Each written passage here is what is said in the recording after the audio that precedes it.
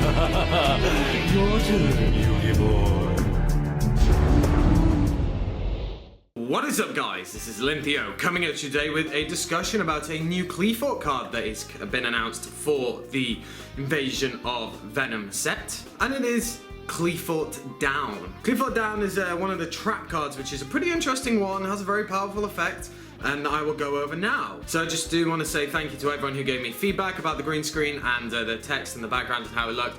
So hopefully the one going forward now will be much better. I really do appreciate everyone putting their feedback in. I don't care how brutal it might be, saying that's like shit. Still all good for the working progress of my channel. So it is a trap card, and its effect is special summon this card as an effect monster, machine type, earth, level 4, 1800 attack, 1000 defense. If you do, Qli spell or trap cards cannot be destroyed by card effects this turn. This card is not treated as a trap card. If summoned this way, this card is treated as 3 tributes for a tribute of a Qliphort monster. So very interesting trap card. One little piece of random facts, this is the highest attack trap card of the pseudo trap cards that are currently in this game. So breaking it down, you can activate it and it comes out as a normal effect monster. It's not treated as a trap card, so very interesting that it is just treated as a proper monster, much like how we have Prime Monarch. Comes out, and for the turn, Qli spell or trap cards cannot be destroyed by card effects.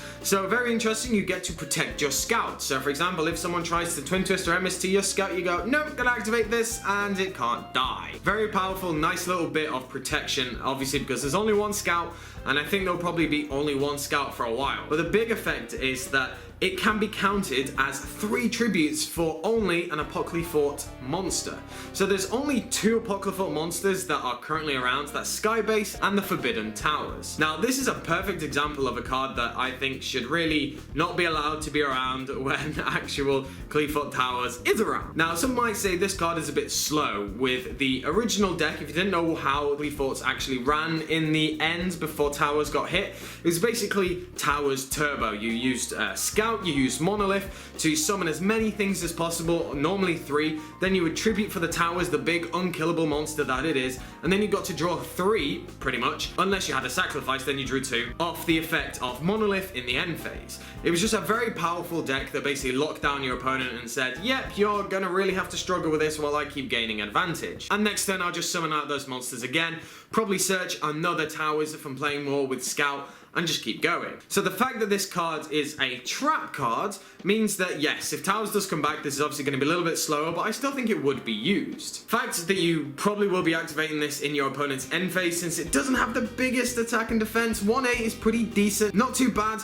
And also it does go in line with the when you normal a Qli monster, the fact that it then goes to 1-8, it just keeps in line with that. So a nice little bit of continuity and synergy. But it's really big that the fact that it is treated as 3 tributes for an Qliphort monster, and I think that's actually a pretty decent effect just on its own. The nice added effect, in my opinion, is the fact that Qli spell or trap cards can't be destroyed. Now, I'm not entirely sure on the ruling that if there's a face down Qli card that you have and your opponent tries to destroy it, I don't know, I'm not entirely sure how that would work. I probably should know that since I'm a judge. I haven't checked the ruling on it. But overall, it's a really nice card. I think it's actually something that people might play if they want to try and use Skybase, because Skybase is a pretty powerful card, let's not forget.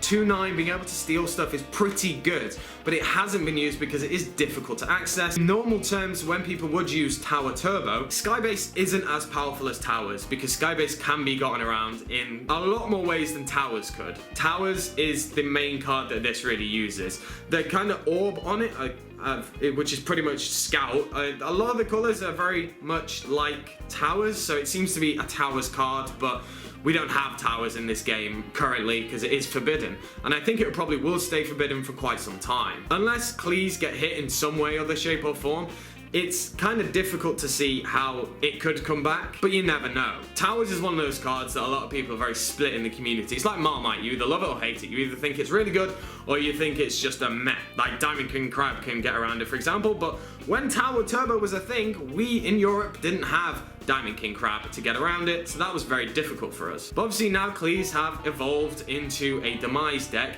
This would actually fit in fairly well with the Demise deck because it is a trap card. Whether or not you want to run it is down to yourself, but it can be searched, which is pretty decent. Overall, not a bad card. Probably won't see that much play because there are arguably better optimum builds of Qliphort, especially with Qli demise, but it all depends on how the format goes and the card pool that is available to us. So I want to know what you guys think of Qliphort down. Do you think it is a very good card? Do you just think it's meh and only will be might used if towers did come back? So as I said, let me know down in the comment section below, and make sure to give me a like, comment, subscribe, and I should catch you guys later.